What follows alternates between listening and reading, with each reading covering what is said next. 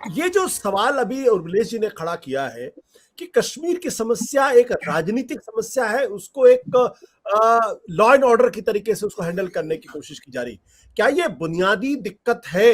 क्योंकि अटल बिहारी वाजपेयी जब भारतीय जनता पार्टी की सरकार थी, एनडीए की सरकार थी, तो वो कहते थे कि ये कश्मीरियत और जमहूरियत और इंसानियत की नींव पर चलते थे। मुफ्ती मोहम्मद सईद की पॉलिसी जो थी वो हीलिंग की पॉलिसी थी। लेकिन ऐसा लगता है कि अब कश्मीर की समस्या को सिर्फ लॉ एंड ऑर्डर की पर्सपेक्टिव से हैंडल करने की कोशिश की। ये एक नया पर्सपेक्टिव है भारत की राजनीति में। लेकिन आपको क्या लगता है जो हालात आज खराब हो रहे हैं उसके पीछे ये दोनों पर्सपेक्टिव के बीच की बात हो रही है या गलत पर्सपेक्टिव को आगे लेके बढ़ाया जा रहा है? आशुतोष जी, कश्मीर पिछली सरकारों के द्वारा एक राजनीतिक प्रयोगशाला की तरह इस्तेमाल किया गया है। चाहे वो कांग्रेस की सरकार हो, उसके बाद यूनाइटेड फ्रंट की सरकार हो, वाजपेयी जी की पहली सरकार, मनमोहन जी की सरकार, सारी सरकारों ने अपने तरीके से उसको चलाने की कोशिश की।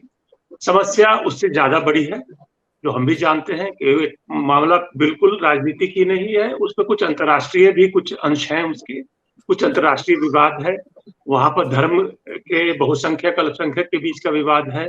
ये ना कि सिर्फ राजनीतिक विवाद है या कोई लॉ एंड ऑर्डर सिचुएशन, ऐसा कुछ नहीं है, इससे कहीं ज्यादा गहरा है। अब जैसे मैंने कहा कि सारी राजनीतिक दल और जो पिछली सरकारें रहे वो अपने अपने फॉर्मूले चलाना चाहती थी।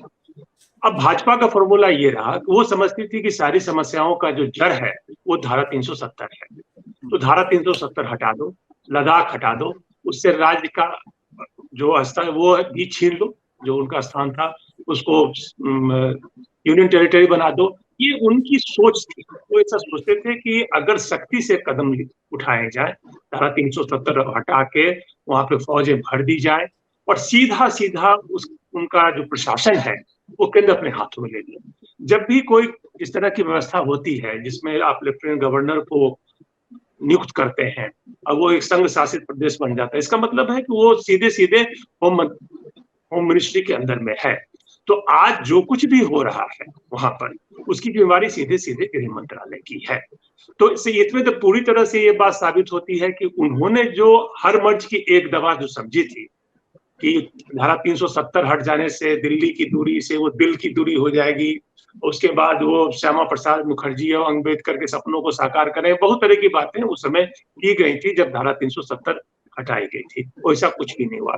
मेरे पीछे सारे पैनलिस्ट ने बहुत सारी बातें कह दी हैं, उसमें वो संख्या भी आई है कि कितने लोग धारा 370 के हटने के बाद वहां पर जिनकी जाने गई हैं, हिंदू मुस्लिम दोनों हैं। लेकिन एक बात वहां समझना पड़ेगा कि कश्मीर सिर्फ अकेले एक राज्य नहीं है, उसमें बहुत तरह की और भी समस्याएं हैं। एक तो उसमें पाकिस्तान का दखलंदाजी है। ये अगर हम मानते हैं कि पाकिस्तान का दखलंदाजी नहीं है तो मेरी सोच लोगों की थोड़ी इसमें कमी मानी जाएगी।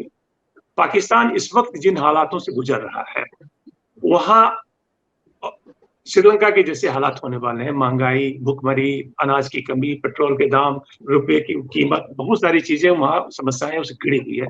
उनको एक रैलिंग पॉइंट चाहिए। ये एक ऐसा मुद्दा है कश्मीर जो पाकिस्तान में लोगों को एकजुट कर सकता है और करता भी है। पाकिस्तान की भी हालत है उस जो उनकी अंदरूनी हालत से ध्यान हटाने के लिए कश्मीर में कुछ करना जरूरी है। क्योंकि अभी नई सरकार बदली है, इसलिए उस सरकार को अपनी समस्याओं को तो अभी सुधारने का उनके पास ना समय है ना उनके पास रिसोर्सेज है।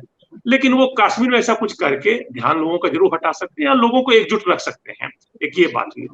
दूसरी बात है कि भारत सरकार की तरफ से ये गलतियां हो रही हैं कि 370 हटने के बाद वहां पर कोई भी गवर्नेंस नाम की चीज नहीं है। ले दे के एक लेफ्टिनेंट गवर्नर का दफ्तर है, एक पीएमओ का दफ्तर है, आप वहां बीडीओ आपको नहीं मिलेगा, वहां कोई सरपंच नहीं है, वहां पर कोई भी अधिकारी वहां आपको बैठे नहीं मिलेंगे। लेकिन आप अगर ये सोचते हैं कि कश्मीर के लोगों की समस्याएं जो है लेफ्टिनेंट गवर्नर अपने ऑफिस से बैठ के हल कर लेंगे या पीएमओ से बैठे हुए हल हो जाएगा, नहीं है। देखिए, जो राजनीतिक जो प्रतिनिधित्व होता है, चाहे वो एमएलए के तौर पर हो या वो एक पंचायत के तौर पर हो, वो ब्यूरोक्रेसी और जनता के बीच में एक ब्रिज का काम करता है। वो ब्रिज आज नहीं है। वो अभी एक डीडीसी के इलेक्शंस हुए हैं, उसके भी जो मैंने पढ़ा है आर्टिकल्स में, उनके भी जो सदस्य हैं वहीं पड़े रहते हैं, डिस्ट्रिक्ट हेडक्वार्टर के आसपास ही होटल में पड़े रहते हैं, वो कहीं नहीं जाते हैं। अब एक आम नागरिक को जो समस्याएं हो रही है, पहले जब वहां पर सरकार थी तो कम से कम एमएलए थे जिससे वो अपनी समस्या को बात कर सकते थे, अभी कोई भी नहीं है। तो इस तरह की स्थिति जब असंतोष फैल रहा है, मैं अपनी बात खत्म करना चाहता हूँ कि जब इतना ज्यादा असंतोष फैल गया है वहां पर धारा 370 के हटने के बाद, तो पाकिस्तान के लिए एक अच्छा मौका था। और जाहिर है कि पाकिस्तान के समर्थन से ही सारा कुछ हो रहा है। और रही बात कि ये कहना कि हिंदू मुस्लिम दोनों मर रहे हैं, शुरू में ऐसा हुआ है, जो भी मुस्लिम जो भारत के सरकार के समर्थन में दिखते हैं या जो भारत की वर्दी पहने हुए हैं वो भी मारे जाएंगे। लेकिन इस वक्त तो टारगेटेड किलिंग हो रही है, ये भी एक सच्चाई है। और सच्चाई इसलिए है कि वहां की जो जनता है वो दुखी हो चुकी है 370 के हटने के बाद, अल्टरनेटिव हम दे नहीं पाए, पाकिस्तान हस्तक्षेप कर रहा है।